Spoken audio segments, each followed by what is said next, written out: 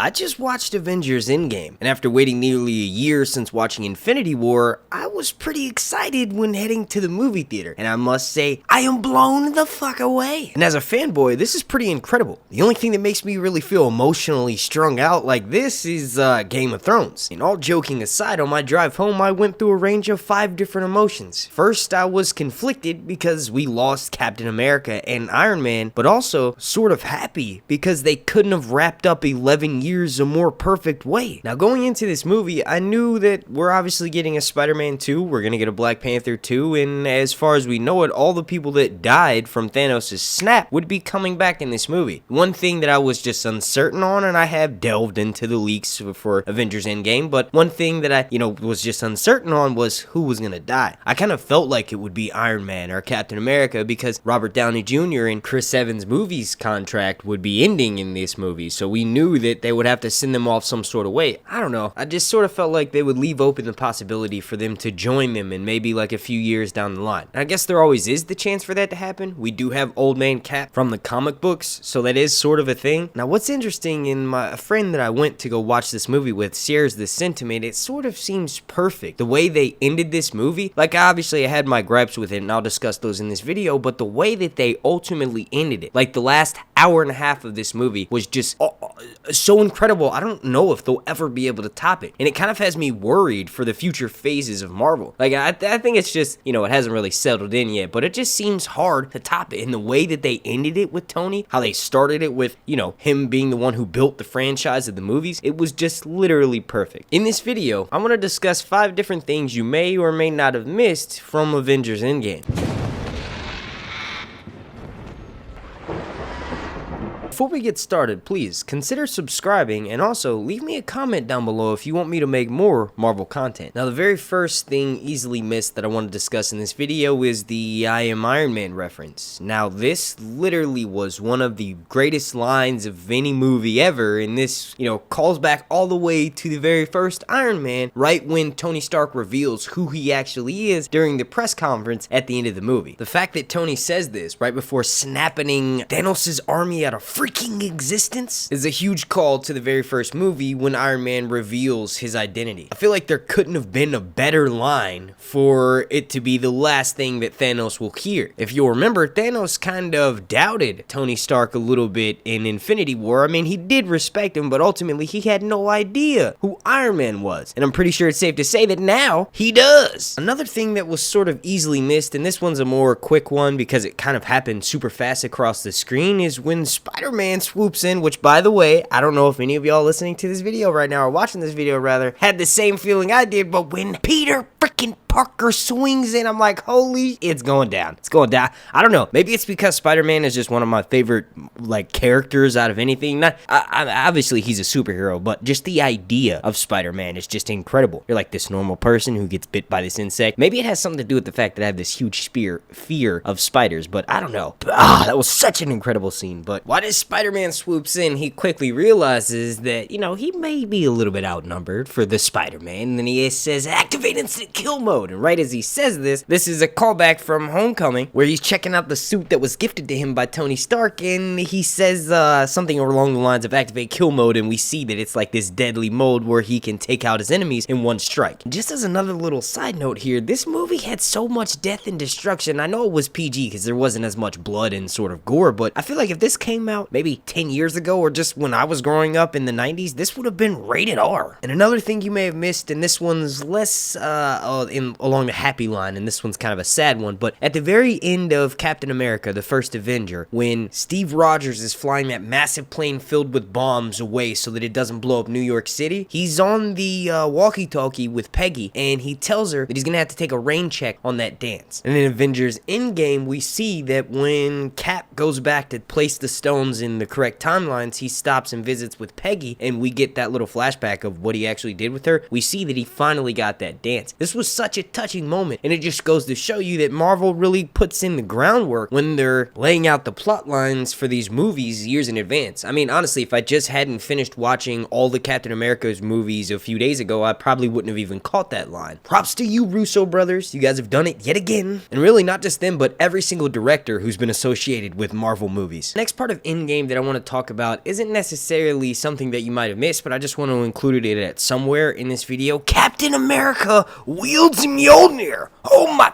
Heads will be roasted. That is so, it's incredible. Now, it has been done in the comic books before, and I'm not the biggest comic book knowledge base. I'll do some research on that if you guys want me to keep making these Marvel videos, but I know Cap has wielded Mjolnir before in the comic books, and this was insane to get to see it on screen. This is probably going to go in my top 5 scenes in all Marvel movies. Now, it's pretty hard to narrow it down to just 5 anyway, but geez, Cap wielded, and he knew what to do with it. And if I'm not mistaken, like I said, I started recording this right after I came from seeing the movie, but this was actually a nod all the way back to the first Avengers movie, where Mjolnir is sort of like sitting in their headquarters and everyone takes their turns moving it, and when Cap gets up to it, it actually nudges a little bit. So the fact when he picks it up and Thor yells out, "I knew it!" This was a callback all the way to the first Avengers. Like, this was insane. It's kind of like they sort of laid that foreshadowing in. Like, maybe if Cap had kept trying, he probably would have pulled it right off the ground right then. To whom whoever be so worthy. And like I just mentioned, he knew how to use it. The fact of when he sort of takes his hammer, or when he takes Mjolnir and whacks it against his shield, this was a callback to when Thor and Cap first met. That shockwave was pretty incredible. And since we're talking about overpowered scenes in the movie, can we all give a shout out to all the leading women of Marvel? I saw y'all Scarlet Witch is the new powerhouse. I've seen some theories about what's going on with that. I actually want to make a video in particular on Scarlet Witch, but that whole scene of just with all of the female leads taking charge, that was awesome. I enjoyed it thoroughly. Now, the next thing that I want to talk about that was easily missed, and this one is sort of a more so sad one. This one is from the very end of the movie at Tony Stark's funeral when Happy is talking with his daughter, with Tony Stark's daughter. I can't remember her name right now, but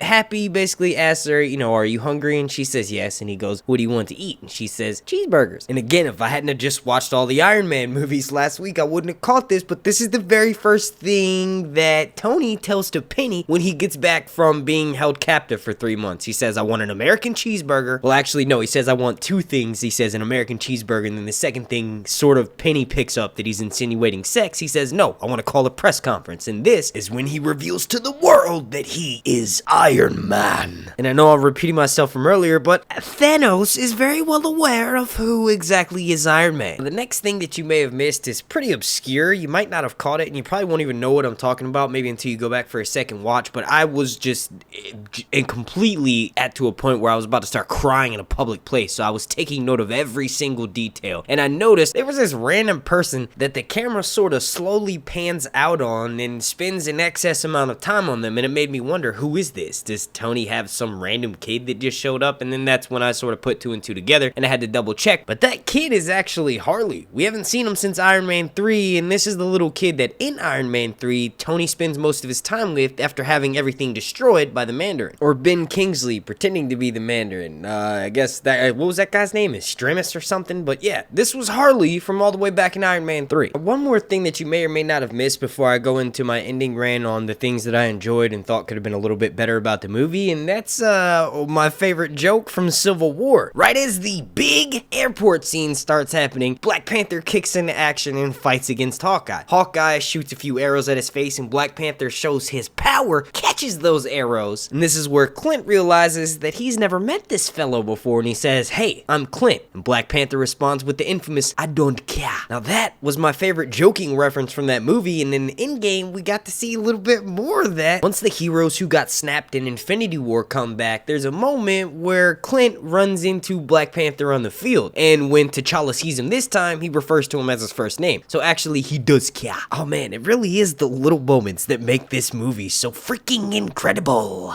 Now just sort of getting into my general thoughts, one thing my buddy noticed about the movie, and he's a big Marvel fan, but nowhere near as big a Marvel fan as I am. He said that the movie kind of felt a bit as though it was sort of spending a little bit too much time playing callbacks and just sort of patching things up from past movies. And to that, I kind of agreed with him a little bit, but in the bigger scope, you have to realize that they're ending 11 years of a franchise with this. Of course, there's going to be more Marvel movies, and there's going to be more Avengers movies, in fact, but this is the end of an era. With Captain America being sort of permanently out of the picture and Iron Man's death, we're moving into a whole new territory. Iron Man was the technical first Avenger, the guy who kicked off the entire movie franchise, and without sort of paying homage to the 11 years Robert Downey Jr.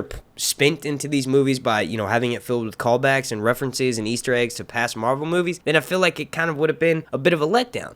I don't know about y'all, but just like with Game of Thrones, when I first started watching Marvel movies back in 2008 or 2007 when the first Iron Man came out, I was still in high school. These movies came at a time in my life when I had officially stopped believing that one day I would turn into some sort of superhero. Now, I know that sounds a little bit silly, but my entire life, still sort of now, I pretend that one day I'm gonna put all my money and funds into a suit and cape and go fight crime across the city. But on a serious note, these Marvel movies came at a time in my life when I needed something like this. Like, I wasn't having the best sort of experiences socially, so these movies created a place for me to escape into, nerdism and fandom. The fact that Marvel spent so much time crafting such a great send-off to Robert Downey Jr. and Chris Evans, it just makes it all that much more meaningful. And I'm pretty sure when this movie comes out on digital DVD and I get to watch it at home in the privacy of my own office with my surround sound, I'm gonna cry. I'm gonna turn the volume up loud as hell so that no one can hear me bawling my eyes out when it finally just sort of sinks in that we'll likely never get to see Iron Man or Captain America in a movie again. To be honest, that kind of sucks balls. And one thing I haven't really touched on that much in this video is the death of Scarlett Johansson, or the death of Black Widow, I should say. I kind of feel like that's just a bit of a throw-off. We do know, as far as I know, she's going to be having her own series on Disney Plus coming out pretty soon, so I think there's going to be some sort of workaround with her character. I do think that Tony's death is somewhat permanent, unless there's, there was a few lines that were dropped by Scott Lang, or Pissant, as he was so lovingly called, but he mentioned that if they mess around in the time too much, they could open up alternate timelines and really screw things around. I feel like this is what the next phase of Marvel is going to be about. Maybe at some point in the later end of whatever they're going to be calling it, I guess phase 5, we get some new character who will don the mantle of Iron Man. I know Penny did a pretty bang up job wearing her suit, and in the comic books, there's actually this character known as Ironheart, who's played by Riri Williams as their alter ego, but there's a possibility that could be sort of just shoehorned in. She's sort of a tech student, and I think it's something like she dons the mantle after the death of one of her parents. But we're getting pretty short for time on this video, so you all let me know who you think down below could possibly replace Iron Man. We already got the Saw who's going to replace Cap, and that's going to be Sam Wilson, aka Falcon. The last thing I want to mention in this video that may not have been easily missed, but a lot of people probably picked up on it, but when Cap